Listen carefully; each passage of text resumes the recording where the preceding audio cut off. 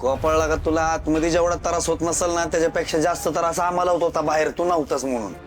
नाहीतर काय लगा बाहेर आमची एकच चर्चा, गोपाळला कसं सोडवायचं. अरे बाबा आम्ही त्रासली खवाट ताकद लावली होती ना, विचारूच नको. पण त्या दिवशी कोर्टात अचानक तुला आली वहिनीला मारल्याचं कबुली दिली, आम्ही पर ढेपळलो ना, आमची ताकद झाली फुस. नाही तुझी परिस्थिती काय होती माहिती आहे आम्हाला, पण तुझ्या सोबत कोणच नव्हतं, तुझ्यावर कुणाचा विश्वासच नव्हता. पण आम्ही तुझ्यावर विश्वास ठेवून होतो, कुणाचा विश्वास नसला तरी. ते पोलिसांचा एवढा त्रास, पर तुझा जीव रडकून द्यालता. मग अशा वेळेस माणसाला काय वाटेल की सगळं द्यावं सोडून म्हणून. खरंय बघ तुझं, असंच वाटत होतं. लय त्रास दिला पोलिसांनी, वैतागलो होतो. म्हटलं एकदाचा गुन्हा कबूल करून टाकतो, नाही केला तर काय करता येईल, फाशी देताना मोकळा तरी होईल मी सगळ्यातनं.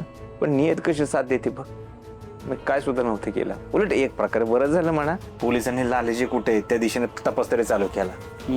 त्याच्यामुळे मी निर्दोषही कळलं. आता बघू जामकर परत शक घेतो का नाही माझ्यावर, नाहीच घेणार.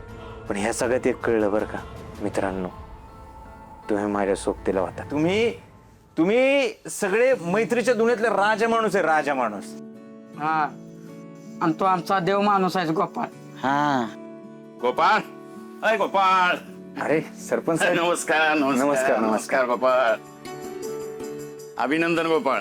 अरे तू निर्दोष सुटलास, आणि त्यामुळं ॲज अ सरपंच म्हणून कुरोली ग्रामपंचायतीतर्फे आणि कुरोली गावातर्फे मी तुझं जंगी स्वागत करतो, हा पुष्पहार घालून. ओ सरपंच, जंगी काय जंगी, 100 रुपयाचा हार टाकलाय गळ्यात आणि जंगी काय जंगी. नाही तर काय, अहो गोपाळची या प्रकरणामुळे बदनामी झाली अख्ख्या गावात. अहो त्या जामकरनं धिंड काढली आमच्या देव माणसाची, आणि तुम्ही हार घालताय. अहो याची जंगी मिरवणूक काढून त्या जामकरला उत्तर दिलं पाहिजे आपण. ऍज अ सरपंच तुम्ही ताकद लावलीच पाहिजे. जिथे नको तिथं चेंगटपणा करता तुम्ही.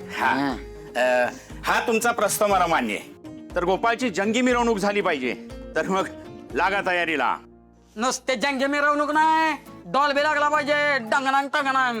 कशाला पाहिजे डॉल्बी बिल्बी, काय नको सरपंच. त्यापेक्षा चांगलं काम करावं, ध्वनी प्रदूषण कशाला. हे जे काही खर्च येणार आहे ना, मिरवणूक डॉल्बी बिल्बी, ते सगळे पैसे गोळा करा. आणि आपल्या मंदिरात ती फरशी उकलली बघा, नवीन फरशी लावून घ्या. काय सरपंच? ठीक आहे, मग गोपाळ म्हणतोय तस.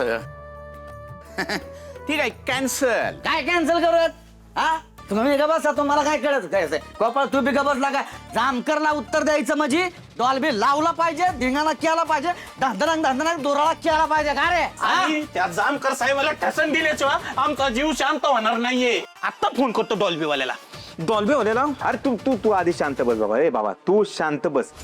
कशाला ठसन द्यायची, हा कुणी सांगितलंय ठसन आणि कुणाला? पोलिसांना. अरे पोलीस आहेत ते, त्यांचं काम करतात. बघितलं ना काय मिळालं त्यांच्या हाती. निर्दोष सुटलो का नाही मी, काय सुद्धा नाही झालं मला. बघा आपण मोठ्या मनाने समोरच्या माणसाला माफ केलं पाहिजे. बघितलं माझ्या लेखाचं मन किती मोठं आहे ते. आज देव बी आलाय धावून, देव माणसाच्या पाठीशी.